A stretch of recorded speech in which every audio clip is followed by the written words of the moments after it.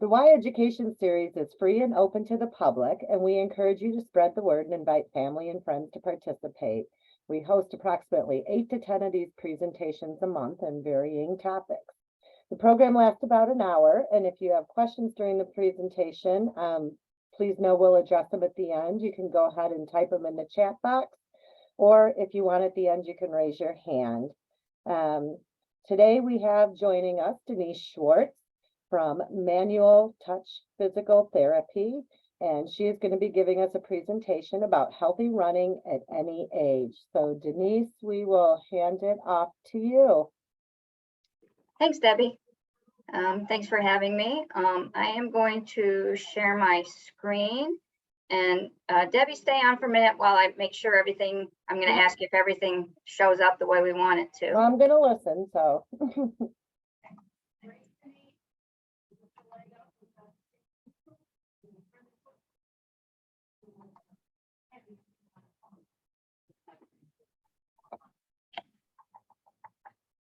Hold on, there's one more thing I need to do here. Where is it? Okay. Can you see my mouse moving around? I can. Okay. All right, I'm going to minimize us, so I'm not going to be able to see anybody. Okay. And you can hear me okay, and you got my mouse. Okay, we are good to go. Well, welcome to our first presentation on running. I'm really excited to share this with everyone. As Debbie said, I'm Denise Schwartz. I'm a physical therapist and owner of the Manual Touch Physical Therapy in Wheeling. I'm at the corner of Milwaukee and Dundee, so just outside of Northbrook. We use a whole body approach with traditional and non-traditional therapy to get people back doing the things they love to do. When I started my career many years ago, I used to work at Lutheran General Hospital, and I worked there for about 14 years. And when I got out of school, I knew that back pain was the #1 reason that people went to see their doctor. So I became an expert in treating back pain. And along the way, of course, I learned how to become an expert in treating any kind of pain. And about 10 years in, I started learning a non-traditional therapy called integrative manual therapy. And this is a very gentle, hands-on approach to finding where in the body is preventing you from healing. And what I found is that people who didn't respond to my traditional techniques responded really well to the non-traditional techniques. So I left the hospital to work for the company called Center IMT. I worked for them for 6 or 7 years. And we treated a lot of complex medical and pain patients to get them back to doing things that they couldn't do before. They didn't get help elsewhere. And then in 2010, we parted ways, and I started the Manual Touch Physical Therapy. And I brought together both my traditional techniques and my non-traditional techniques to get people back doing what they love to do. And we like to think of looking at people as a puzzle. And you know, when you use a puzzle, sometimes people do the border first, and sometimes they do the center pieces. But what we do is we take the border pieces and the center pieces to find out all the pieces of your puzzle to help put you back together. Along the way, I developed a passion for running, and let's see here. I was a runner. I did one marathon, the Milwaukee Marathon. It was the most perfect marathon I could ever do. It was wonderful. I've done half marathons, 10Ks and 5Ks. I stopped running maybe 3 years ago. I developed big toe arthritis, needed surgery, and so it's just better for me not to run right now. However, I'm still passionate about treating runners. I do have a RRCA certified running coach. I don't coach running. I like to pass people off to do for the coaching piece. In other words, the coach would do your training plan. I just want to understand it. That's why I got the coaching certification. We talked about how I do the integrated manual therapy. I have a certification in that. The exercise approach I use is called applied functional science. This is a very functional approach to finding why aren't you healing physically and mechanically?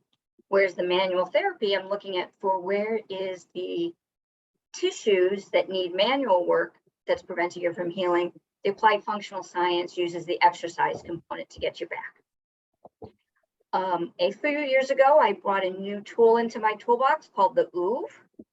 This is a phenomenal tool. It works your body three-dimensionally, which does not allow you to compensate. You can lay on your back. You can see this is an older gentleman. I put it between their back and their spine. So my older people who tend to be a little hunched, you do it here and they're standing up straighter. Here's my son who is a runner. You can see he's doing a much more advanced technique on one foot, and we're combining a band approach. And again, here's an older gentleman. So it's a wonderful tool for my patients who have great difficulty finding where their core is, how to integrate that with their feet. So I'm finding it to be a wonderful, wonderful tool. All right, so let's talk running. I told you I had done my one marathon in Milwaukee. It was the most perfect day. It was 55 degrees, overcast. This is me coming into the finish line after 5.5 hours. I wore a long sleeve shirt the whole way. It was just wonderful. So who are runners? Or long distance runners. We're not talking about sprinting. Sprinting is a different animal. We're talking about long distance runners. Here's me and my daughter many years ago doing a half marathon. Here's a picture taken from the Chicago Marathon, and you can see there's a younger person that kind of looks like my daughter's age at the time. Here's a woman about my age. And because this guy has gray hair, I'm going to say he's older than I am, maybe in his upper 60s or 70. So it could be anyone. Debbie and I were talking about runners, and she says she does a jog run. Oh, here's cross-country runners when my son did cross-country, and they went super fast, okay? So you got people who are going nice and slow, and you got people going fast, and we are all runners. It doesn't matter how fast you're going. A 12-minute mile is just as far as a 6-minute mile. So you might think you're jogging or it feels like a fast walk. It's still running. We are all runners. Some things about running, you know, as a kid, you just ran. It felt very natural. You just did it. It was no problem.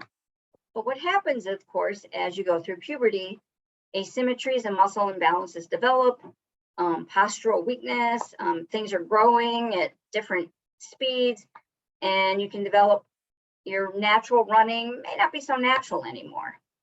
And then, of course, as you get older, your body goes through many changes, and that, of course, also causes problems as well. So the interesting thing about runnings, unlike most other sporting activities, people don't come in for instruction on how to run and how to find out how to prevent themselves from getting injury, how to run optimally. This is what we would like, but a lot of people just wait until they get injured before they come in. But it would be really nice if we took care of it beforehand. The difference between running and walking is it takes a lot more force and power and a lot more muscles to get yourself, propel yourself through the air. You actually have what's called a float phase where both feet are off the ground. So that's the difference between walking and running. The amount of force that you can generate is actually caused by, this is a little bit technical, but it has to do with your tendons. And what happens is as you hit the ground, the tendons, particularly your Achilles tendon, creates some elastic recoil of energy in there, and it allows you to pop off. And that's the difference between somebody who has a lot of power and can run fast and people who can't, and then if you're walking. And then what's really important, and this is what physical therapy is about, is really getting what we call neuromuscular control between your feet and core so they're all working together. Let's see here. Here's my son about, oh God, it could be 10 years ago, coming into the finish line at the Chicago Triathlon. I'm going to show that again. And can you spot anything? So with running, the only way to analyze somebody's running and really figure out if there's a problem or an issue we have to address is we need to do a running analysis. Here he is today, and he's grown up, he's 25. That picture, he might have been 15 or 16. And I think he took first in his age group at the time and was in the top 10. So he was a pretty fast triathlete. I'm going to show you a little video that really talks about why we do a running analysis and to describe it.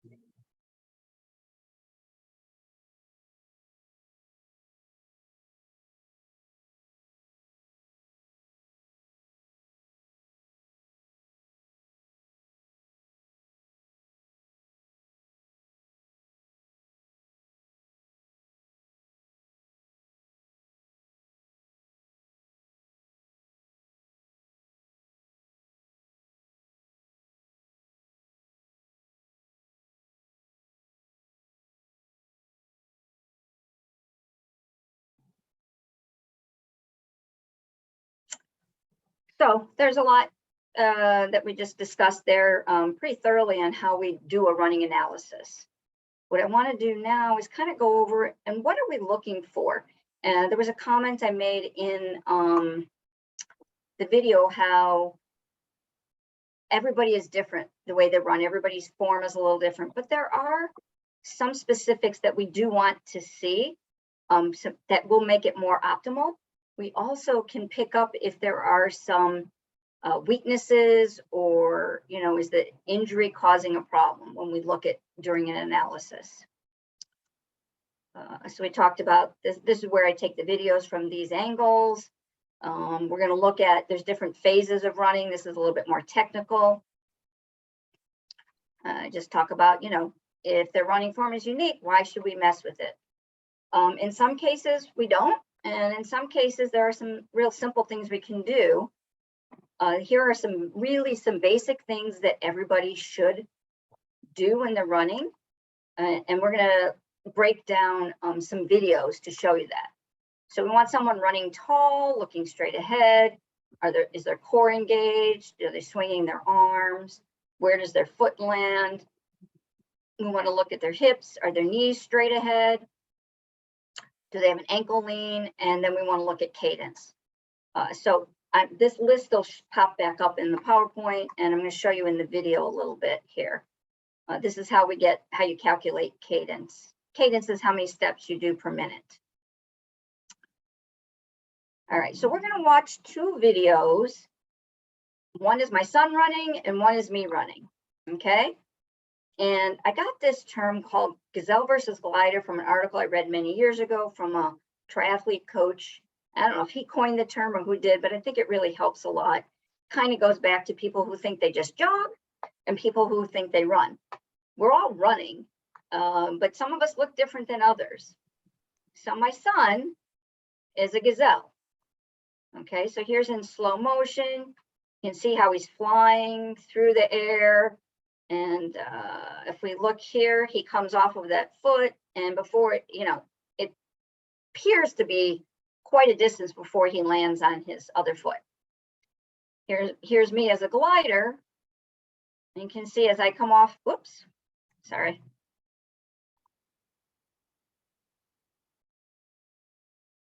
As I land on one foot, The other foot, I'm barely getting anywhere. But there is a float phase. You can see I'm in both feet are above the ground, but my stride length is way shorter. The interesting thing about this is our cadence is probably about the same and still about 180 steps per minute. But what is different? So let's break this down a little bit. So we can see here in slow motion that my son stands really tall. He's looking straight ahead. His head, and this is the finish line. He's just really good at sprinting at the end of a triathlon. And he's a gazelle. He was in high school. He was doing cross country, so he was in great shape. He's got, this is what we want to look for. You see this extension. This is called hip extension, where his leg is behind his body. Okay, this is what we want to see. This nice curve back here, and he pushes off down there. He has a pretty high knee thrust. Let's see. Okay, I'm looking ahead. There's his float phase. And there he lands pretty close, almost underneath his body, and he's up over his leg pretty quickly. Okay. And because he's sprinting, you can see this massive knee flexion here. When you see me in the next screen, I don't have that at all. And a lot of people don't. And this is kind of some of those really little nuances that we might pick up on somebody if they're injured, such as if they have a hamstring strain or a calf strain. These pieces of the knee flexion and the hip extension could be off. But mostly what we're looking for is, you know, do we stand tall? Does he drive his elbows back? Does he have a knee drive? Are his knees pointing straight ahead? Does he have a hip extension behind? And where is he landing? Okay, so he lands practically underneath his body. Whereas here, I got lucky here. You can see this dude here, his foot's landing a little too out in front. He's probably tired. He might, let me see here. Yeah, you can see he's really extending far out in front. Look at that, he's still out there. And it took him a long time to get over his foot. You know, it's very interesting. This is the first time I've noticed this guy I've done this video many times for, I've done this talk for some, the physical therapy assistant students at Oakton. And I'm gonna have to remember that. Anyway, but you can see he was overstriding and it took him a long time to get over his foot. Whereas with my son, his foot lands, it's landing just about right in front of him. And he's over the foot already. And if you remember this dude, if we really counted how many clicks, it took a while to get there, okay? The other thing, which may be hard for me to get to, oh, there it is this ankle lean. I kind of missed it just a little bit. We'll get a better picture of that later, where you're leaning from your ankles forward. There, you can see it a little bit, okay? So now here, I'm a glider. I'm standing tall. I'm looking straight ahead. Whoops. Sometimes these,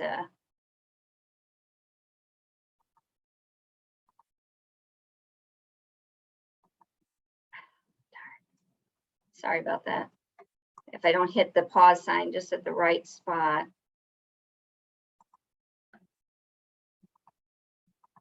There, you can see I have some hip extension back there. I'm landing just about underneath my body as see, I get right over it pretty quickly, so I'm not overstriding. I get some knee flexion, not like my son. My elbows are driving back. I'm standing tall, looking straight ahead. Right there is some of that ankle lean that we want to see. You can see if we took a line from my shoulder down to my ankle, we'd see it kind of a lean there, okay? That's the ankle lean. And you can see how my hip extension is way less than my son's, but nonetheless, it's there. My knee drive is also less than his, but it's still okay because the basic mechanics are fine. You can see I'm landing right underneath. There's that ankle lean. and the elbows are driving back. Okay. The other thing I didn't point out in here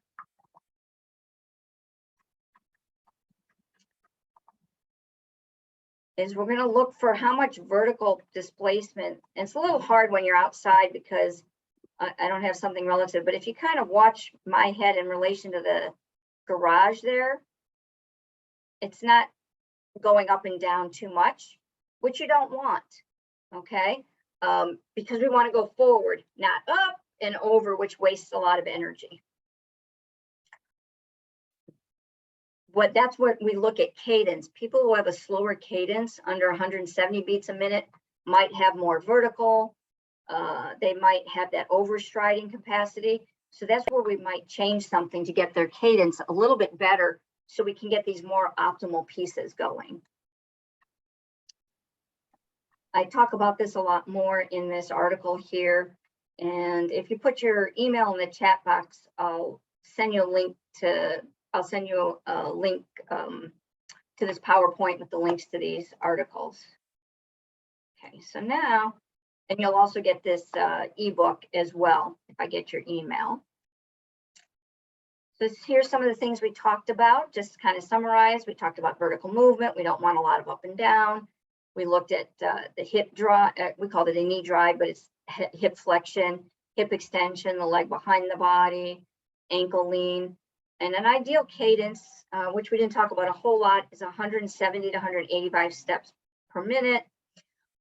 They've done some research that shows about 180 or so is about optimal. However, I think this variance is appropriate. We do find if you're under 170, you wind up, you're probably doing some overstriding, which can cause problems.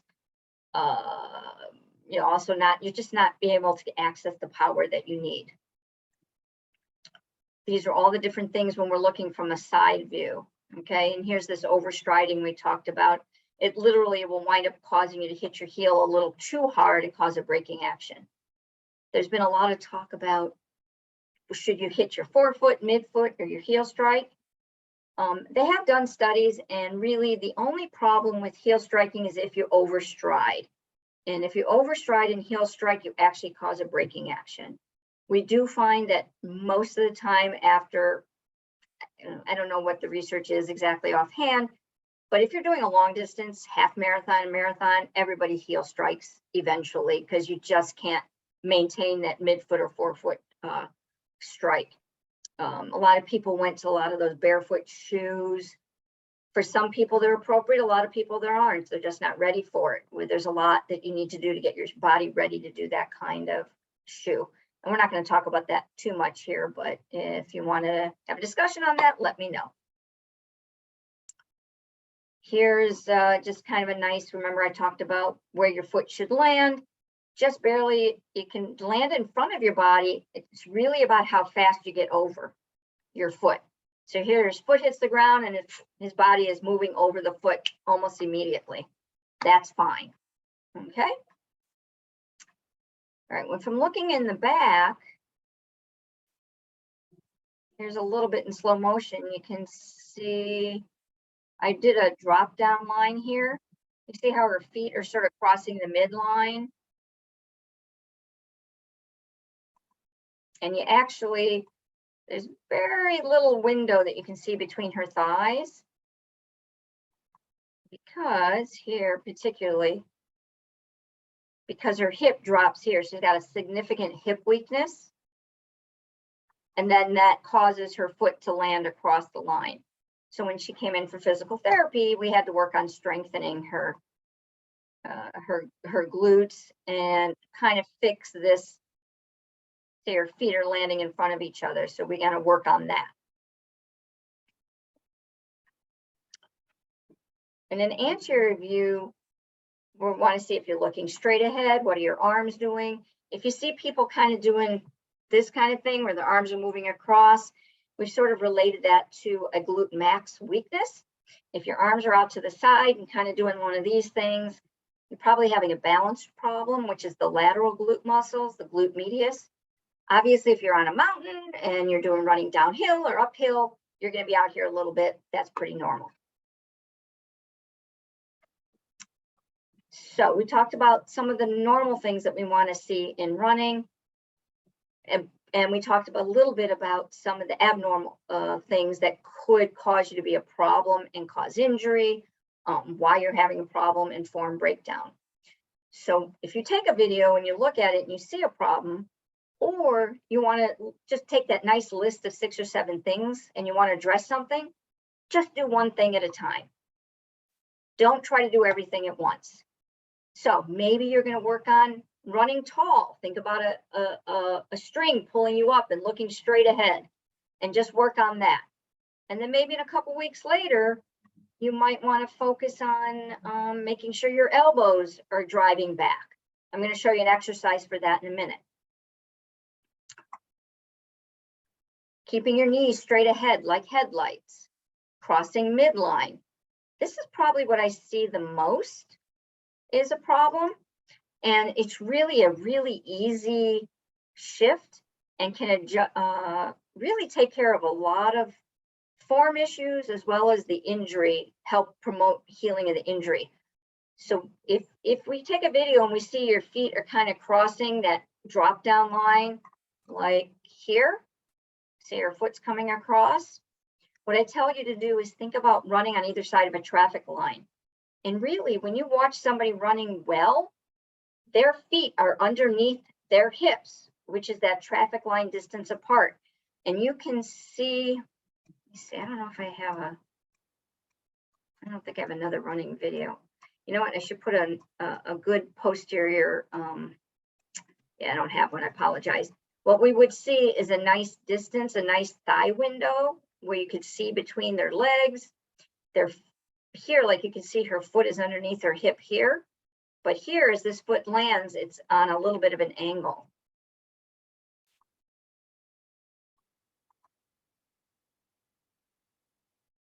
Oh.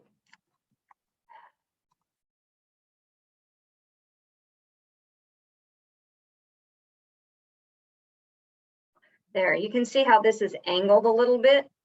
And so those of you who've had IT band problems, you can see that's kind of a strain. Someone who's had peroneal tendinopathy like me, which is the outside of the ankle here, is a problem. You might have a hamstring problem over here. You might have a glute problem here, or a glute problem here. You might have back pain because of your crossing midline. So sometimes when we just change that, put running on either side of a traffic line, that a lot of it takes care of itself along with some specific exercises to get yourself stronger and re-educate everything. And when you do a change, I usually suggest, let's say you're going out for a half-hour run, you could pay attention to this change for about a minute, and then don't pay attention to it for 2, 3, 4, 5 minutes, and then do it again for a minute. And then don't pay attention for 2, 3, 4, 5 minutes. And eventually over, a period of a couple of weeks, you'll be able to pay attention longer and longer time until it's a continuous thing.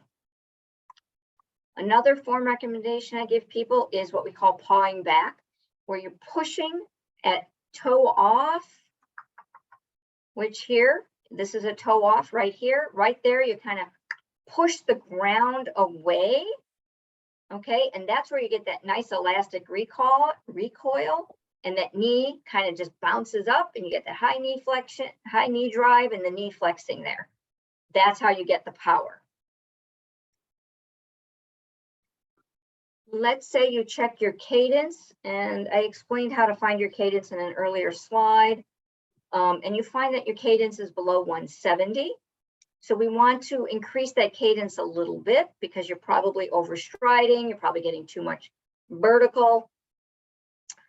So you take a metronome, you can download an app on your phone, and you want to adjust it to 2 to 6 beats at a time. I wouldn't go any more than that. So let's say you're at 168. So you're going to try to train yourself at 172.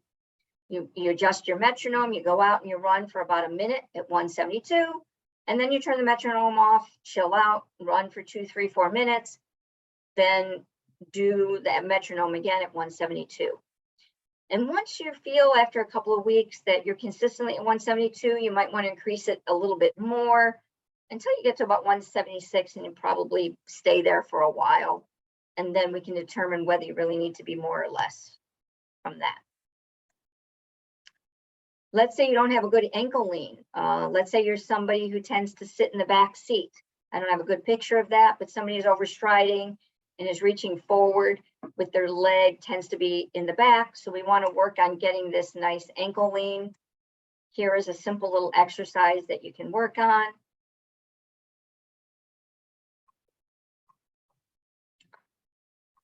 And this could be something in part of your training regime just to practice whether you're focusing on it in your run or not. Let's say we want to work on your arms. So here's an arm drill. You're driving your elbows back. Yeah, see, talking to my son. And then you can do it in standing. And what you can see here is how the upper body is rotating one way and the bottom is rotating the other way. And you can do it on one leg. So these are nice little drills you can do on your own to practice those arm drives and the ankle lean. Some more visual cueing, kind of in a cartoon format for you. Okay, now that we talked about optimal running, some things that we're going to look for, why it may be a problem, but you still get injured. Why? Because runners just get injured. You are doing the same thing for a long period of time, and it's just going to happen at some point. However, typically, there are typical reasons why people do get injured. And the number one reason is because you overuse. It's the too much syndrome. Let's say you're training for a race and you think, oh, I can do this a little faster, or I can do a little more speed work. You do too much intensity, you do too much speed, you do too far of a distance too soon. You have to really be ready for it. Unfortunately, sometimes you've done a lot of good training. For example, I didn't do my first half marathon until I was 3 years into running, and I was 40 in my early 40s when I started running. So just going out and, you know, when you're 16, sometimes, like my daughter was 16 when she did her half marathons with me. She was doing cheerleading and she was active, but she didn't do a lot of running. But she went out and trained, you know, did a decent amount of training, but certainly not like what I did, and had no problem doing the half marathon. Those of you who are adults over the age of 25, that is never going to happen again. You need to train appropriately and slowly and follow a plan, and don't increase intensity, speed too soon, or distance. A lot of people go out and try to run as fast as they can at every run. Big mistake. You want to do easy running most of the time. Easy running means you can sing and talk while you are running. All right, some of the things that we touched on early, you know, you go through puberty. As you get older, things change in your body. You develop biomechanical issues, muscle imbalances, tightness. You know, people, when you're grown up, you are working, sitting all day at work, you develop soft tissue restrictions and tightness and restrictions, and that sets you up for possible injury. Then, of course, it could be a form, and there could be a shoe issue. So these are the things, when you come into physical therapy, we're going to look for. Women runners, they have a special issue. Our hips are wider than men's, and we naturally have a posture where their hips are wider, and we tend to have this angle down to our knees, which just sets us up for weaker lateral hips and poorer mechanics. So women, I think, tend to get injured more, particularly if they're not working on strengthening their hips. You go through menopause, things change. Women, young women, when they go through puberty and they develop a lot of postural weaknesses. And then, of course, women who have given birth, and it could be years later, that could be a problem. Sometimes women will get, as you get larger and gain weight, the six-pack muscle, your rectus abdominis, can split, which is called a diastasis. I can't tell you how many times I find this on people 10, 15, 20, 30, 40 years later because of childbirth earlier. And I have a story of a patient that we're going to talk about in a minute who had that issue. And when you have the diastasis, you develop core weakness and pelvic floor weakness, and they're just not working together with your feet. Here are some information on my website on what women can do as they go through menopause, how to strengthen their hips and hip pain issues. And there's also some postural instruction as well. All right, so everybody gets older, not just women, and everybody goes through these changes. Your muscle mass and bone loss as you get older, your joints become tighter and stiffer, and as a result, your tendons don't have that elastic recoil anymore, and you no longer look like that gazelle because you can't get the same recoil out of those tendons as you did when you were younger, which causes you to slow down and you're just not as fast. Because of these losses, your balance is more compromised. And when I say reflexes, I mean more of a coordination in your ability to shift quickly, not necessarily neurological reflexes changing, you know, like if you hit with a hammer to your knee, more of just sudden movements. You just, you know, you lose your balance a lot easier. What's the biggest mistake runners in pain make? They ignore it. They might just rest. They feel better in a week. They go back out and run. They still have the problem. Maybe they run through their pain. Sometimes that's okay. Sometimes it's not. So really, we want runners to really take care of this injury as soon as possible and their pain so they can get back out running as fast as they can. What are we going to do if you come in for physical therapy? We're going to make sure you have enough mobility. So do your joints, all your joints move optimally so you can move forward as optimally as you can? Do you have enough stability, balance? Are things in alignment? Your posture, does your core work with your feet? We call that neuromuscular control.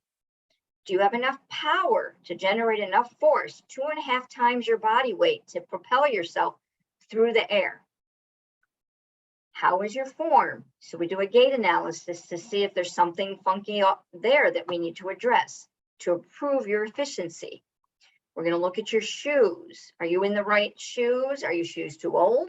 Or maybe you're just not using the right shoes. There's different kinds of shoes based on what your body needs. And what your shoes, I use the same New Balance shoes for the last 15 years. And then when I had big toe surgery, I needed to shift my shoes to something else with a stiffer toe box so my toe didn't have to flex as much. So we might need to change that.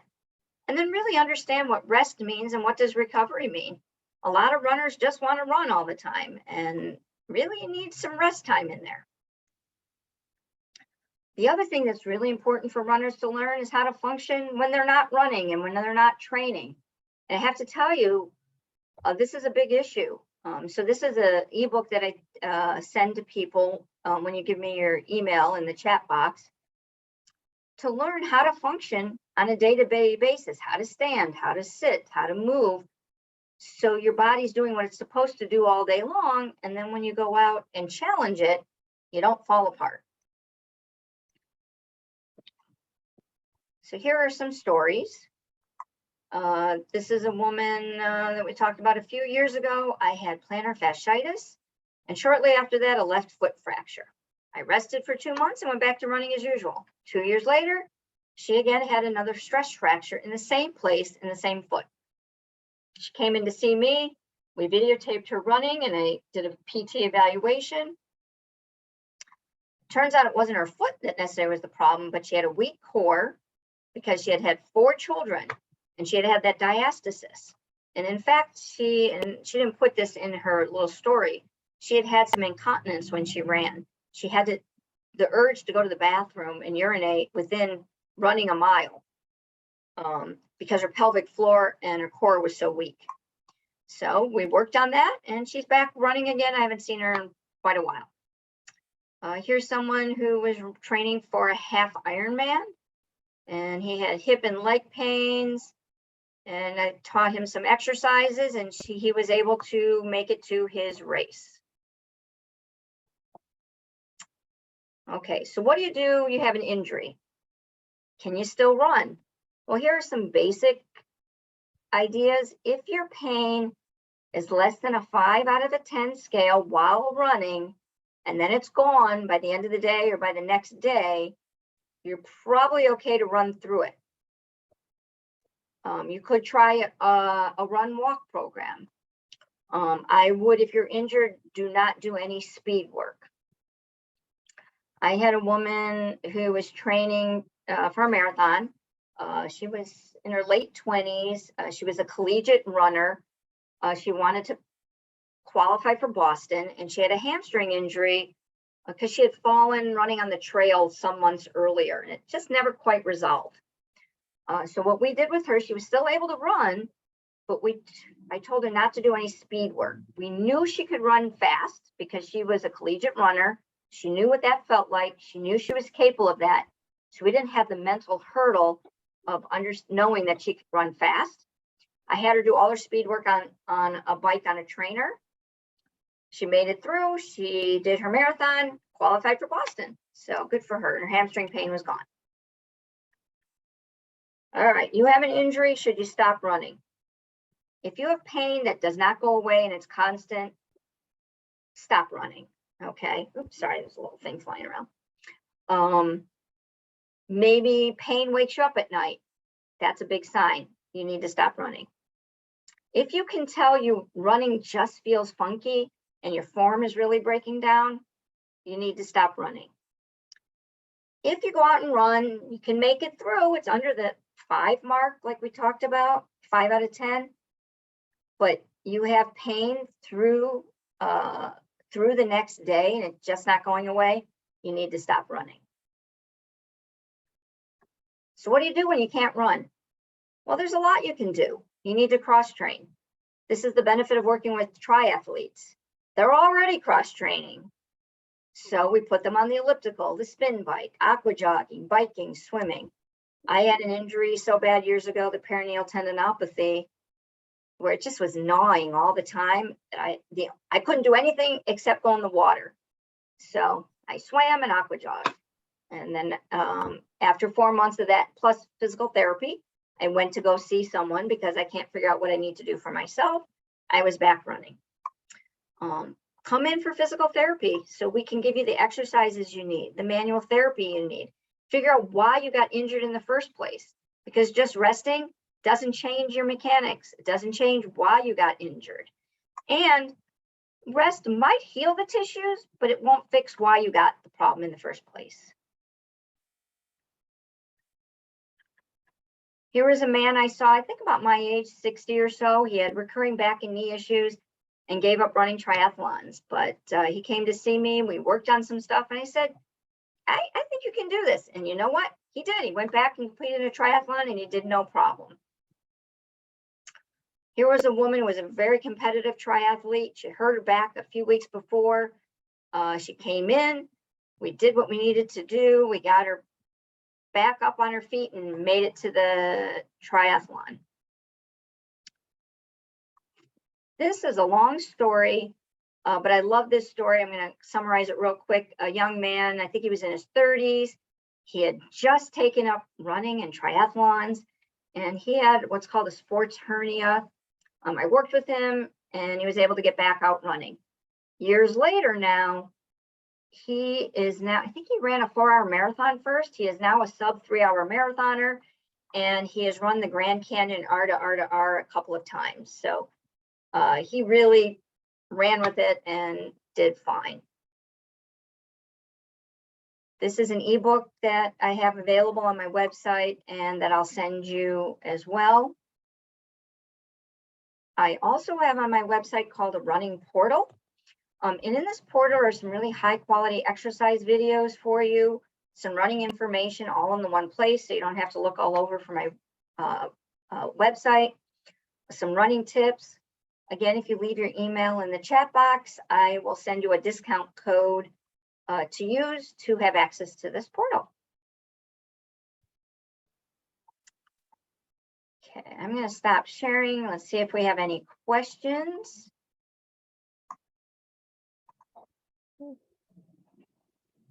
Any questions? Oh, what time is it? 12:50. Pretty good. How you All doing there, right. Pat? I know you do really well. Oh, you're on mute, Pat.